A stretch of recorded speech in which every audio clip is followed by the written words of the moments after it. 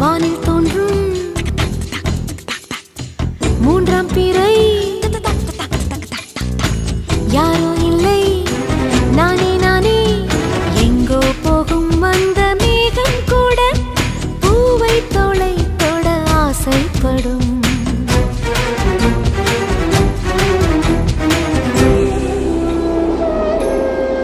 யார் யாரோ யாரோ